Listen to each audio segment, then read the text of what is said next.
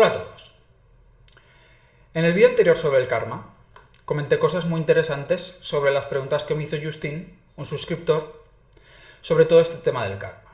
Si somos libres del efecto de nuestras acciones, si estamos determinados por nuestro destino, todo esto. Como decía, en ese vídeo, Justin me hizo una pregunta que preferí dejar para otro momento por no saturar de información ese vídeo y porque me parece una pregunta muy interesante y quería dedicarle su tiempo. Él preguntaba si la finalidad de la vida es aprender.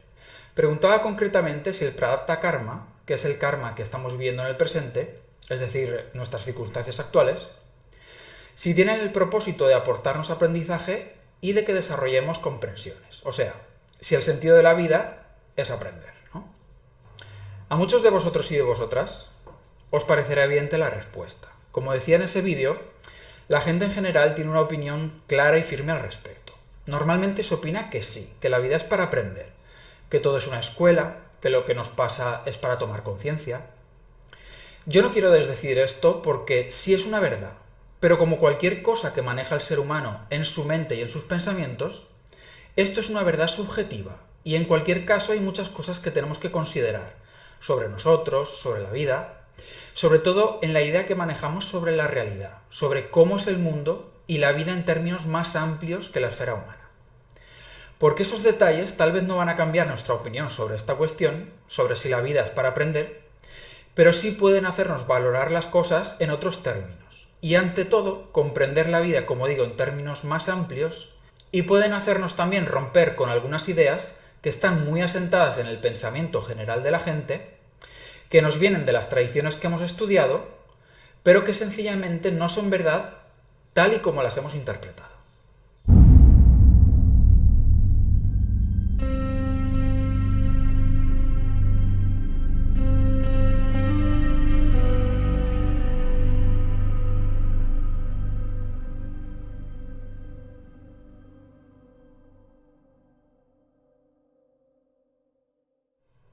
Bien.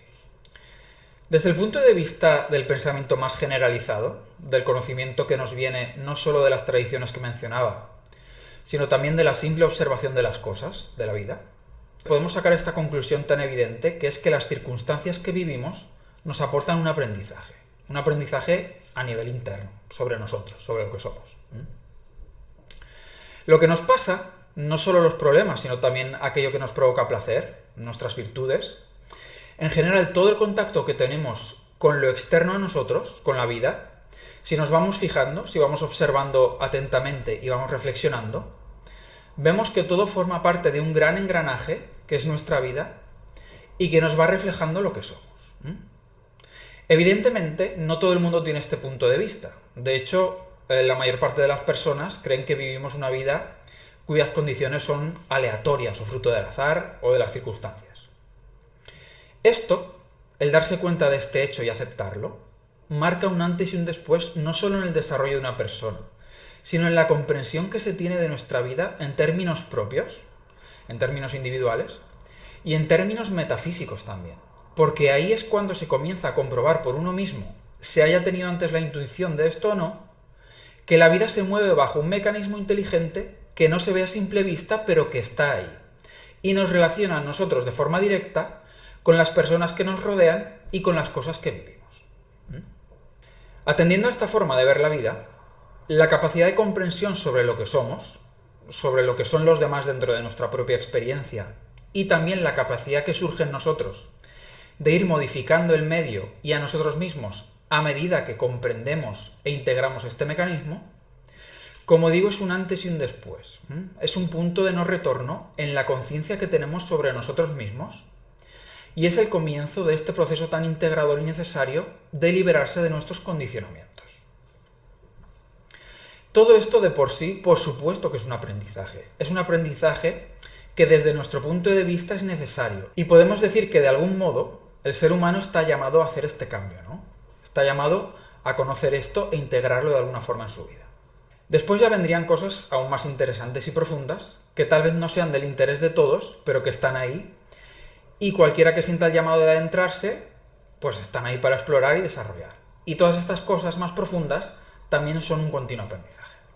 Bien.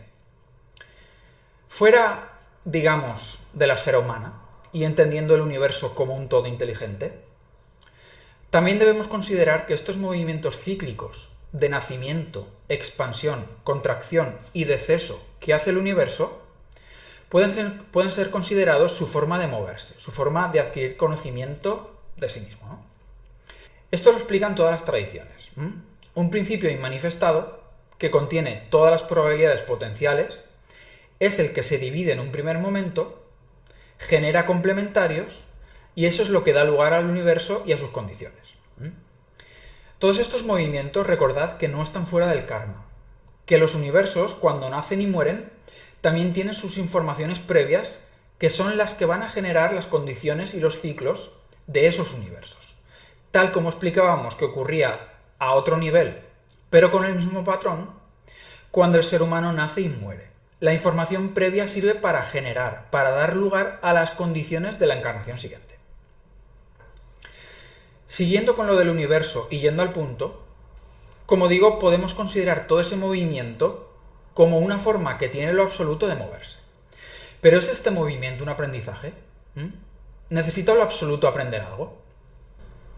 Por otra parte, y siguiendo con estas tradiciones tan interesantes y que han profundizado tanto en la naturaleza de la mente, sabemos que la naturaleza de la existencia o del ser tiene tres rasgos fundamentales: el saber o el conocer, la voluntad y la bienaventuranza, lo que los orientales decían o llamaban Sat, Chid y Ananda. Significa que el universo o los fraccionamientos de lo absoluto, en los movimientos que hace para descubrirse a sí mismo, siempre trata de conocerse, de adquirir poder o de desarrollar la bienaventuranza. Este es otro gran argumento, uno muy fuerte, a favor de esta visión tan sana de que la vida que vivimos es para aprender. Puesto que si la naturaleza de lo absoluto o del ser es la misma que aquello que anima al ser humano, es decir, la conciencia, el ser, pues al responder a esta naturaleza interna, podemos suponer que al igual que lo absoluto, lo que busca en el fondo el ser humano detrás de cada experiencia es incrementar su capacidad y su resonancia con respecto a esta tríada: conocimiento, poder o voluntad y bienaventuranza. Por eso las cosas más integradoras que existen para el ser humano siempre tienen que ver con su capacidad para expresar o manejar estas cualidades: el saber, el poder y el amor. Bien, espero haber dejado mi punto de vista con respecto a esto claro. Sí pienso que en general está muy bien ver la vida como un aprendizaje, porque en la práctica eso es lo que es para muchos. Pero esto debe verse como una generalidad. No hay que convertir nada de esto en un dogma. Principalmente porque, aunque el ser humano se regocije con todo lo que sabe, pues es que al final es muy poco lo que sabe. Así que vamos a ver ahora, por otra parte, los argumentos o las cosas que nos indican que esta perspectiva de que la vida es para aprender, pues solo es algo que cabe plantearse desde la corta, ignorante y subjetiva visión que los seres humanos tenemos de la vida y de nosotros mismos. Para empezar, tenemos que hacer hincapié en esto, en que el ser humano tiene un punto de vista muy subjetivo de la realidad. Tened en cuenta que el ser humano vive absorto en la esfera racional y sesgada de su mente dialéctica. No hemos profundizado todavía en esto, pero estar anclado a percibir la realidad de esta forma, bajo los parámetros del funcionamiento de nuestra mente y bajo los prejuicios que nos lega la educación y el pensamiento generalizado, coarta totalmente no solo nuestra capacidad de ver y percibir otras realidades que están aquí mismo y que se solapan con la nuestra, sino que también cercena los movimientos que de forma natural hace nuestro cuerpo energético hacia esas otras realidades que podríamos experimentar con total fluidez, de no ser por esto que digo, por estar tan anclados a la realidad que conocemos y a nuestro sistema de pensamientos. Cuando esto se va dejando atrás, ya sea porque una persona comienza a dejar atrás esta forma de pensar y de vivir, o porque comience a desarrollar ciertas prácticas, como la meditación y otras, pues el cuerpo energético comienza como a aflojarse. Y se comienza a tener experiencias, digamos, de otras regiones de la realidad. Algunas de estas realidades son relativamente parecidas a la nuestra, pero otras están pobladas por los seres más extraños que os podáis imaginar, y donde rigen leyes que apenas caben en nuestra imaginación. Leyes naturales, me refiero. Siendo que la naturaleza de estos seres es tan sumamente diferente a la nuestra, y siendo también que, obviamente, estas realidades han sido formadas por el mismo principio que formó la nuestra, ¿podría decirse que la vida en términos absolutos es para aprender? ¿Qué pensaría uno de estos seres si le dijésemos que el sentido de la vida es aprender? Con esto de las realidades paralelas no me quiero explayar porque me metería en un berenjenal que confundiría más que otra cosa y porque tampoco sé si podría explicarlo bien. Pero sabed que en el universo no solo existimos nosotros, no solo existen las estrellas y los planetas que forman lo que conocemos.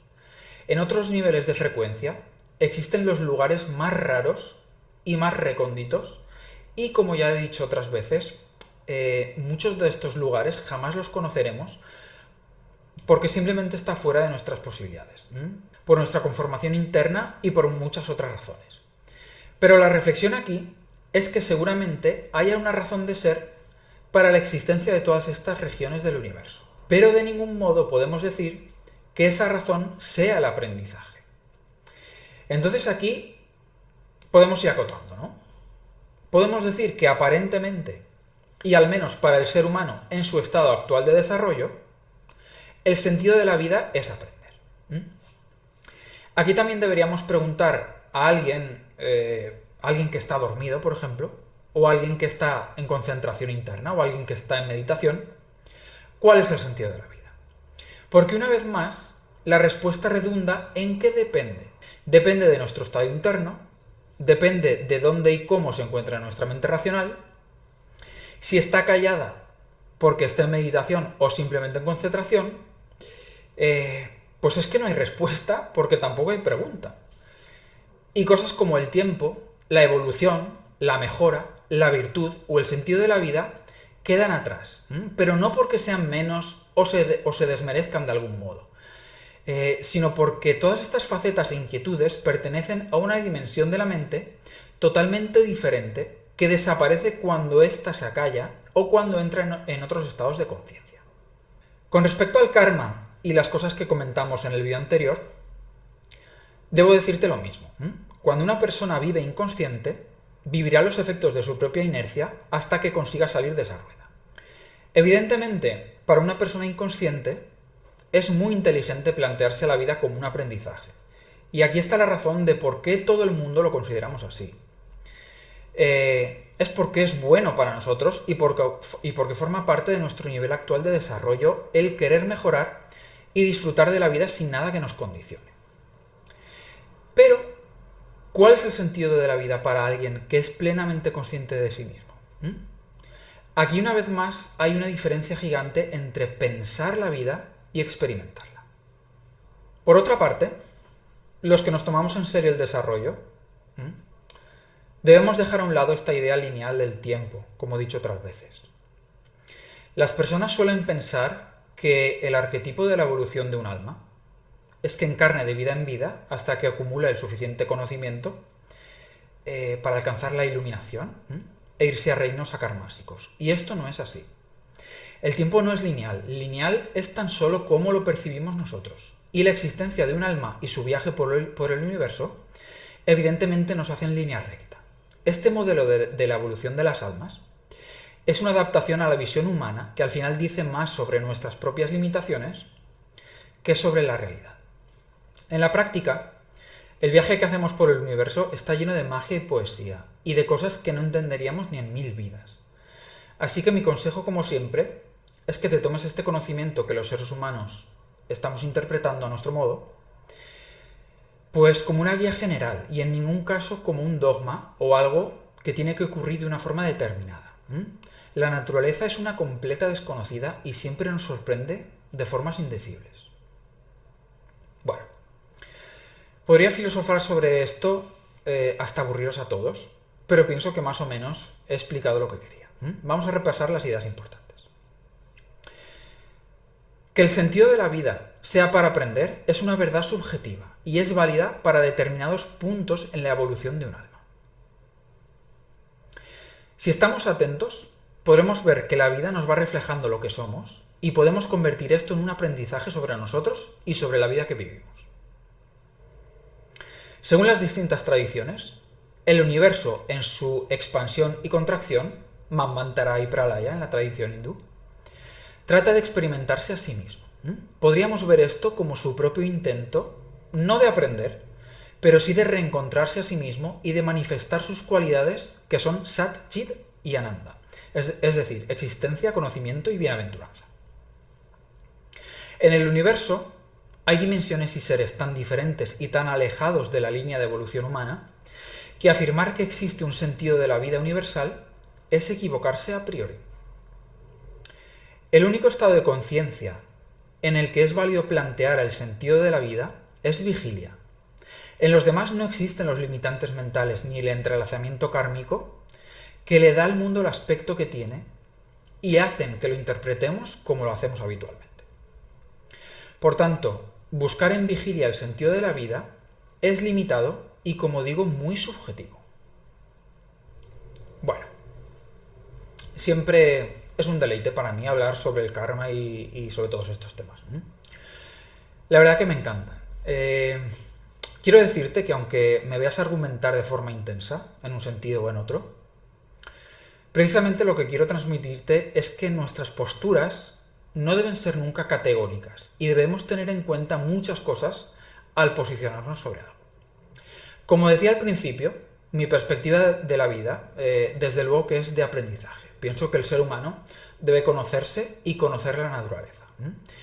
Hay quien dice que esto es una responsabilidad que tenemos, ¿no? Yo diría que es la responsabilidad de quien la asume, de quien finalmente por sus propias circunstancias y por su recorrido pues llega a esta conclusión.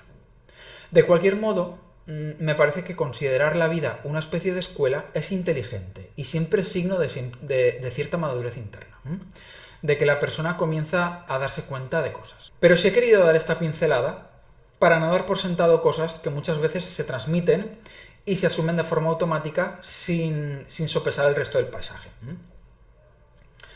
Ten en cuenta lo que hemos hablado también sobre los diferentes estados de conciencia. Sobre esto hablaremos específicamente en un vídeo sobre la meditación. Pero ahora recuerda que la vida es infinitamente más amplia y compleja que la visión que nuestra mente racional nos ofrece. Y que fuera de sus límites, fuera de los límites de la mente dialéctica, las cosas son muy diferentes y desde allí no podríamos afirmar nunca que la vida tiene una finalidad. Algo así es propio solo dentro de los límites de nuestra mente y de nuestra concepción del tiempo y del espacio. También te invito a romper con la idea que se tiene, con la idea general que se tiene de que todos recorreremos este camino. No es necesariamente cierto que todos nos iluminaremos un día. Se iluminarán aquellos cuya naturaleza les empuje hacia allí y aquellos que trabajen en ese sentido. No significa que los que no lo hagan hayan fallado. Significa solo que el universo es gigante e inconmensurable y que la voluntad de cada individuo, su espíritu y su propia conexión con la fuente le guía a través de sus circunstancias, sus decisiones y su propia libertad. Y al igual que cuando cae la noche y termina el día, no todos nos hemos dedicado a las mismas tareas, cuando cae la noche en el universo y se repliega, cuando las almas entramos en sueño y nos fundimos con lo infinito, no todos acabamos en el mismo lugar porque no todos tomamos el mismo camino, ni tenemos la misma naturaleza individual. Y de cualquier modo, todos nos veremos de nuevo en el siguiente universo, interpretando nuevos papeles y jugando nuevos juegos. Pienso que el sentido de la vida es que ocurra, simplemente que tenga lugar, que el ser o la criatura que sea, del reino que sea, pueda experimentarla y tener la vivencia que por karma o por voluntad propia le ha sido dispuesta. Te deseo mucha suerte en tu práctica. Yo soy Krishna Oscuro y me despido de ti. Hasta la próxima.